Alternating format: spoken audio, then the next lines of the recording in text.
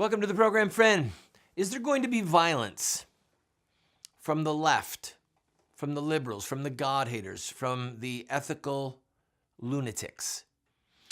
Well, we're going to talk about that today, and we're also going to have a quick history lesson as to why we have elections. You've heard about what happened to Sarah Huckabee Sanders, right? Well, what about Pam Bondi, the Attorney General down in Florida? We're going to show some clips and talk with you as to why we have elections. I'm Randall Terry.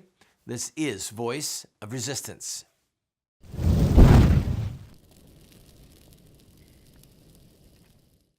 Why do we have elections? In fact, have you ever thought about why we call them campaigns? Now, we're going to talk about what happened to Sarah Huckabee Sanders, and we're going to talk about the Attorney General. We're going to roll some tape. But every once in a while, it's necessary to do a quick history lesson. The reason we have elections is so that we don't have to fill in the blank. Have violent revolution, disappearances, assassinations, public beatings, imprisonments, intimidation, seizure of property, destroying people's reputations, destroying their lives. I mean, if you look at the change of government throughout the history of the human race, voting people in and out is a fairly new and fairly unique experiment, except for the Jews, who had orders from God himself in the law of Moses on choosing their elders, choosing the judges, the people who were immune to bribes and people who judged according to the law and not according, they didn't turn a blind eye to the facts. And then the Greeks had a little window and the Romans had a little window where they basically stole the idea of the scriptures with some level of representative government. I'm not going to go down that rabbit trail right now. But what we have in the world today is very new. And we have it because if you look at the history of the human race, the change of government usually involved death, war, imprisonment, torture, bribery, giving large sums of money, large tracts of land to earn the loyalty of a petty lord. I would prefer to not go back there. I mean, wouldn't you? And yet that is what seems to be happening with some of our God-hating companions, friends, enemies, fellow Americans. They are becoming more and more unhinged.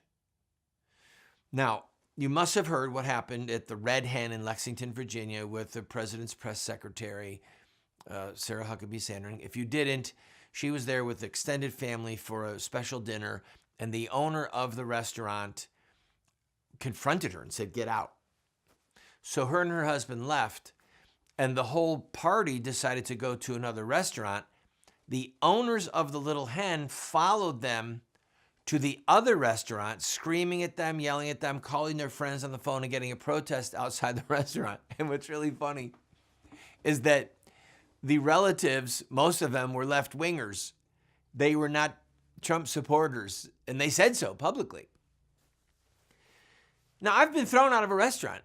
When I was up in Vermont fighting against homosexual marriage, I went out with a couple of friends to a really nice restaurant, a nice breakfast restaurant to get an omelet. They were famous for their omelets. And the owner came out of the kitchen and said, "Get out. I want you to leave because you don't support homosexual marriage." And I left.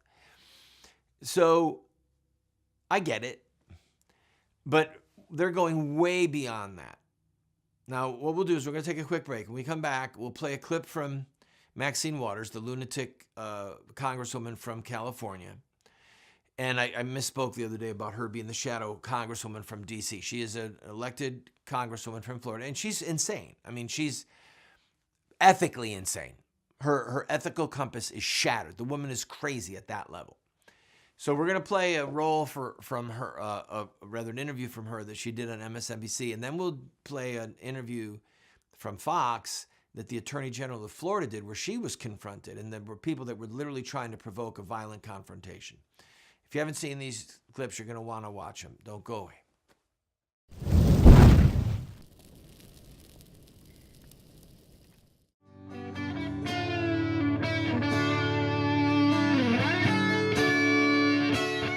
Warrior guitars. Without question, the best guitar I've ever played, heard, or seen is a Warrior. The owner of Warrior, Jay Dran, has an incredible testimony of redemption and healing. God gave him the vision to start Warrior Guitars and a passion to make the best guitars in the world. They only make about 120 guitars a year, each one by hand. Maybe one of them could be yours, or a once-in-a-lifetime gift for someone you love. The one thing that I can tell you is this is the most finely crafted guitar I have ever held. I've played a lot of guitars, I own a lot of guitars, and although the quality is exceptional on all of them, this is by far the most finely crafted instrument I own or have ever played. And I'm glad I own it. Contact my friends at Warrior Guitar. Tell them Randall Terry sent you.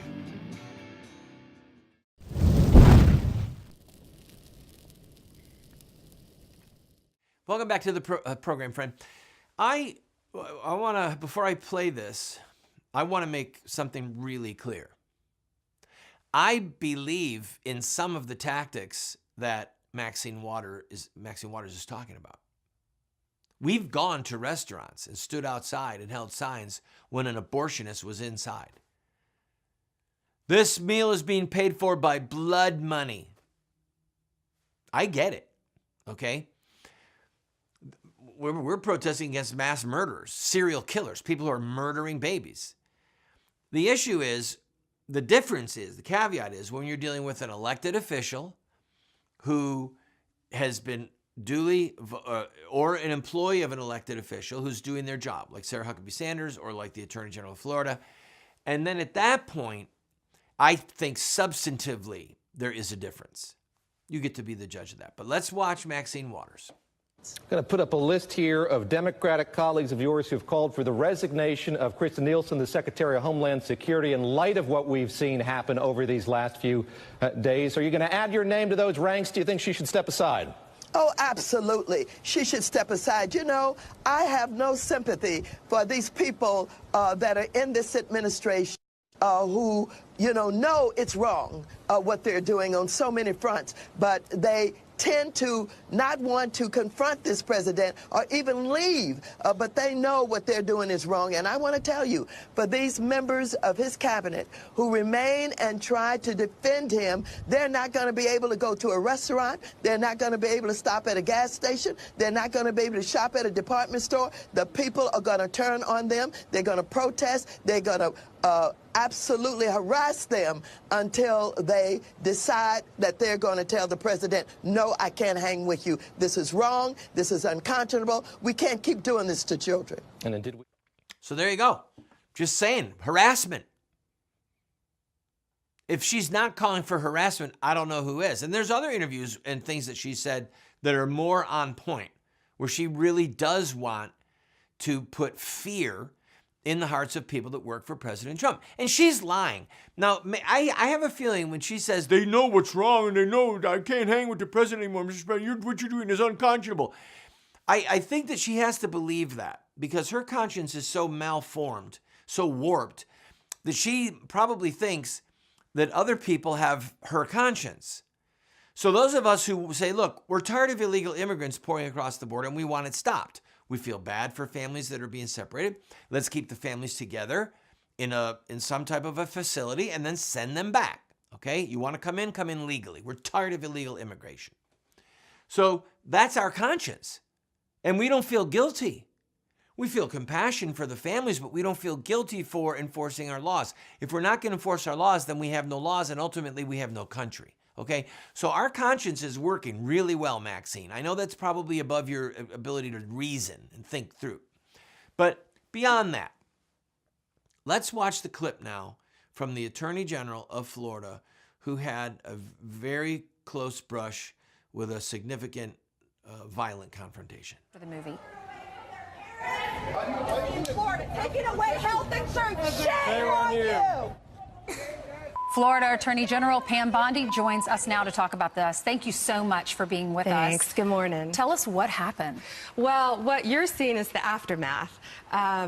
We were at a movie. My boyfriend and I were in line to get tickets, and it's Mr. Rogers. The irony of that is A documentary about his life. about his life and about how he's anti-bullying and kindness and respect each other's views. And a woman approaches me in the ticket line and starts screaming that I was personally ripping babies out of the arms of mothers. And they were videoing me, and I said, I'm glad you're videoing this, because I've never agreed with separating the mothers and the babies. And I said, Congress has to act on this matter. And they said, no, it's you. These babies are being captive. And then, because I was talking normally to them, they didn't know what to do. So then 3 huge guys came up and started probably an inch from my face, screaming at me every word in the book, cursing as loud as they could. So then my trooper came up, and my boyfriend and I got our tickets, we're headed in, and then they ran in and circled me where I could not get into the theater. They stopped me. So he came up then and stopped them. So then we went in the theater, thought it was diffused. We're up getting popcorn at the concession stand, and they came up again, just every curse word in the book. And they said to him, hey, Blue Eyes, come on, aren't you going to protect her? Using a lot of a lot of other words, too. Aren't you going to protect her? What are you going to do? What are you going to do? And they're this far from my face. One spit on my head. Now, I can't say that was intentional because he was yelling so loud. I don't know if it was just him spewing out of his mouth. But how did you restrain yourself? Because you want to fight back probably, but your boyfriend, when they're saying that to your boyfriend, how did he react so calmly? He didn't. He was, he was shaking. What were you saying to him to prevent him from throwing a punch? I didn't make eye contact with them, Ainsley. I turned to him and I kept saying, this is what they want. Yeah. This is what they want. They want you to hit them. And I mean, they were literally this close to my face. And what do you make of Maxine Waters saying we need to continue this if you don't agree with you know the president? What? She needs to come out. If she wants people to protest, that's one thing. But to continue this, they're inciting violence. It's not just yelling at someone and cursing at someone in a public place. They were trying to create a fight. So then we went into the movie, and I said, I'm not going to leave. By then, there were marked units everywhere. And so after the movie, they said, do you want to go out the back door? And I said, no way. I'm not going to be bullied by them. We're walking out the door that we came in. So then that's the video we saw. And you walk out and you can hear the lady screaming. And that's the aftermath. And the irony is that they didn't even know who their congressman was. But after the fact, they had 2 hours to rally troops and start reading all these issues. And so that's when they started yelling that. But I can protect myself. And now I've educated the people I'm with how to act when this happens. You know, he didn't know what to do. And well, they're preaching tolerance, but then screaming intolerance in your face. Exactly. So now, I mean, are you tempted to wear sunglasses and a baseball hat and put your hair up? I mean, do you even want to be recognized now? I try that. It doesn't work. But you know, no, I'm not going to change my life. That's what they want. And since this video, a state senator and a state rep, both women, have called me. They have been confronted. Have you noticed in the they're just way. targeting women? Yeah, oh, yeah. Oh, that's what I've seen. Because they're bullies, and I'm not going to be bullied. All right. Well, thank you for being with us. I'm glad you're safe. Thank you. You're welcome. All right. So there you have it. She's there, ironically, to see Mr. Rogers. Would you be my neighbor? And you've got thugs in her face an inch from her. Big, towering men that close to her face. Now, they're trying to provoke a confrontation, okay? They're trying to provoke a violent confrontation. She kept her wits about her. God bless her. I bet you she's carrying.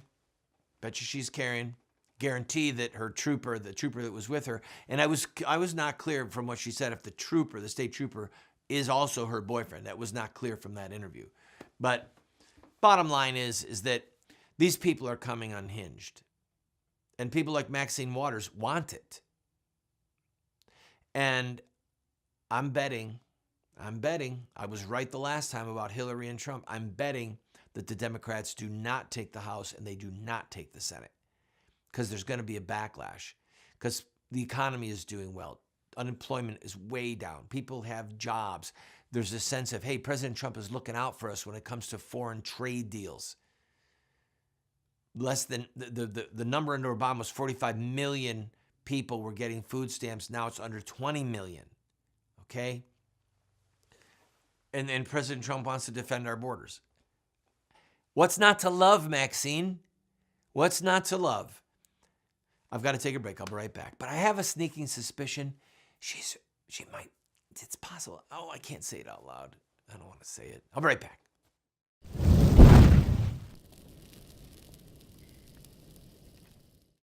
Have Muslim terrorists hijacked the peaceful religion of Islam?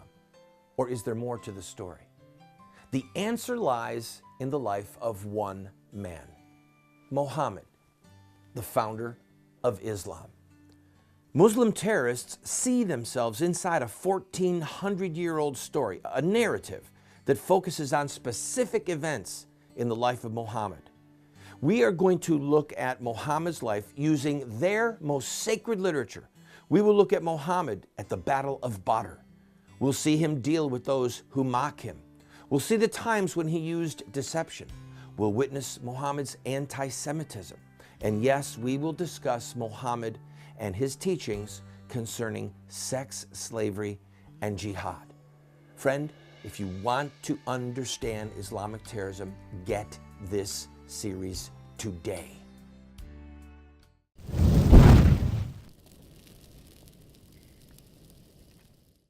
I know that it's not a surprise to you, but I want to affirm for you what you already know. The left-wing media is, in fact, our enemy. They are enemies of righteousness. And people like Wolf Blitzer, probably enemies of God. And by that, I mean when you are a journalist, let's just go to two other historic realities. You're a journalist and you're covering a slave auction in the Deep South in 1850. If you're covering it and you're not telling the truth about the horrors of slavery, you're an enemy of God. If you're a journalist and you're in a concentration camp in Germany and you're doing those propaganda films showing the happy, smiling workers that are in the relocation camps doing work for the Wehrmacht, the German war machine, and you're not showing the concentration camp ovens and the teeth that are yanked out, the piles of gold, I mean, it's the unthinkable brutality. If you're not showing that, you're an enemy of God. You're a journalist and you're an enemy of God, okay? By virtue of what you don't say, by virtue of what you don't report. Enemy of truth, enemy of righteousness, enemy of innocent people. And that's what American journalists have become. They don't talk about the brutally murdered babies. They don't show the facts of their dismembered bodies. They don't tell the truth about marriage. The number one crime against God that cries to heaven for judgment is the shedding of innocent blood. Number two is sodomy, homosexual relationships. Those are the two sins, the two of the four that cry out to God for vengeance.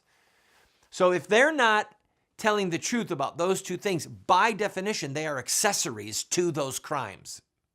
And therefore, they are enemies of righteousness, justice, enemies of the laws of God, enemies of God himself. Now, God is merciful and gracious. He will take enemies. Paul said that Jesus died for his enemies. He died for the enemies of God. So we can be redeemed.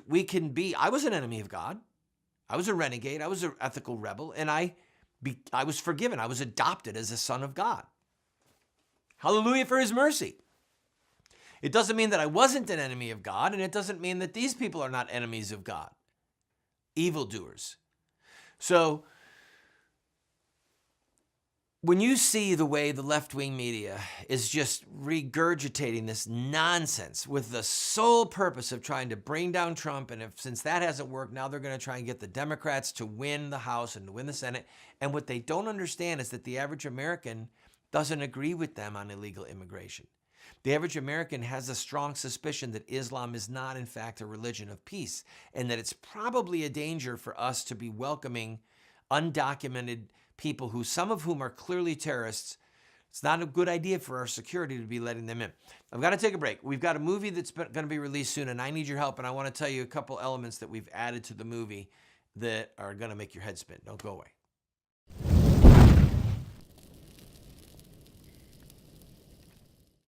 What would Muhammad do Islamic Terrorism Explained is the best movie series documentary ever produced on the life of Muhammad and Islam. How do I know? Because it's what critics are saying. John Moore, radio host and author, said, "I learned more from what would Muhammad do about Islam and Islamic terrorism than I've learned from everything I ever read and watched in my entire life." Friends, this is what the experts are saying. No one has ever done what we've done. I encourage you to get 1, 2, 4 copies. Call 304-289-3700 or order it at the address or the website that you see on the screen. Friend, we have a series that will help you and those you love to have an impact on this country. It's called Insurrecta Nex. That's Latin for revolution against the killing of innocent people. This is the history, the philosophy, and the theology of social revolution in America. We look at the Stamp Act, the Boston Tea Party, the abolition of slavery, the abolition of child labor, women's voting rights, the civil rights movement. All of them have this in common: courage, sacrifice, dedication, and in-your-face tactics and rhetoric. That's one of the reasons that we've been losing the culture wars the last 40 years, is because the bad guys are using these tactics and we aren't. We will send you this 14-part TV series along with these manuals for students, a teacher's facilitator guide for only $40. Go to 304-289-3700, 304-289-3700.